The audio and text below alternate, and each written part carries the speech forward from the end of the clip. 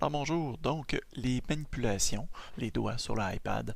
Alors c'est simple, tout part de gauche à droite. On glisse toujours les doigts de gauche à droite, on passe d'un écran à l'autre.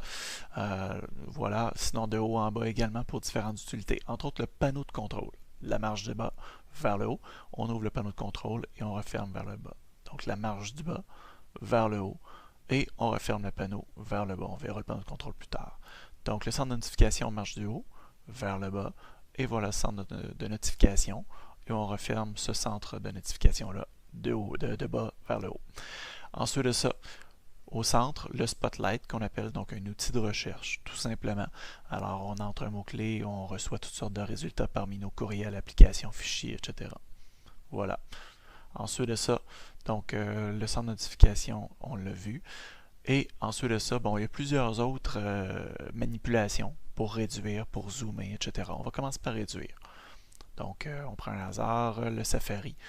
On réduit donc à 5 doigts, super important, 5 doigts vraiment, en même temps, simultané pour réduire. Autre exemple App Store. Donc, on réduit à 5 doigts. Je dis bien réduire, il faut faire attention, double-clic sur le bouton Home, et ensuite de ça, vous voyez en gestion multitâche, on peut aller flipper. Donc là, on ferme vraiment les applications, sinon ça reste actif. Ensuite de ça, autre point, hein.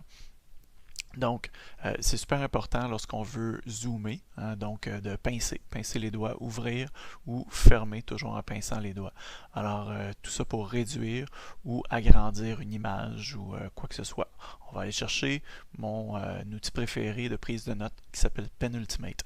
Donc, avec ça, on prend des notes manuscrites, gestion multicarnet, je crée un nouveau carnet, voilà, on ouvre le carnet, on va chercher dans le carnet. On peut écrire évidemment, plusieurs applications nous offrent les prises de notes manuscrites. Alors j'écris grandeur normale, mais je peux aller zoomer également. Je glisse à deux doigts. Toujours les prises de notes comme ça, on peut glisser, on peut tasser l'écran à deux doigts sans écrire dessus. Et par la suite, je me place et j'écris beaucoup plus petit, donc de manière plus fine, plus propre. La même chose. Alors, ça fait quand même une bonne petite différence. Alors, et là, je retasse si je veux. Je zoom out, donc je me rééloigne. Voilà. Et ça donne un bon résultat. C'est un excellent résultat. Alors, je glisse à deux doigts, toujours à deux doigts, et j'écris à un doigt. Et ensuite de ça, je réduis le zoom in, zoom out. Je m'excuse l'anglicisme. Donc, j'agrandis ou je rapetisse, tout simplement. Un doigt, deux doigts. Et évidemment, si je veux réduire, toujours à 5 doigts. Sauf que là, on va aussi voir une autre application, où il y a des petites exceptions, hein. Google Earth. Donc, le Google Earth, je dis exception, en fait, c'est des particularités, devrais-je plutôt dire, pour la simple bonne raison que là, on peut vraiment jouer à 3 doigts et on peut s'amuser en masse. Alors, lorsqu'on prend le globe, alors on s'amuse à deux doigts ici, hein, je fais vraiment tourner, je zoome, donc j'agrandis l'Amérique du Nord, je m'amuse, hein, autant qu'on veut. Alors on fait tourner le globe, on peut tasser à deux doigts, et ensuite de ça, bon là, je commence à cibler un petit peu plus, je place comme il faut mon globe, et ensuite j'agrandis, donc c'est un zoom in.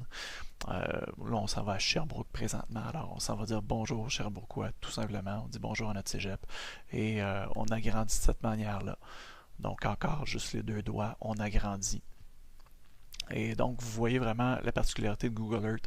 Alors voilà, ce sont les doigts sur l'iPad.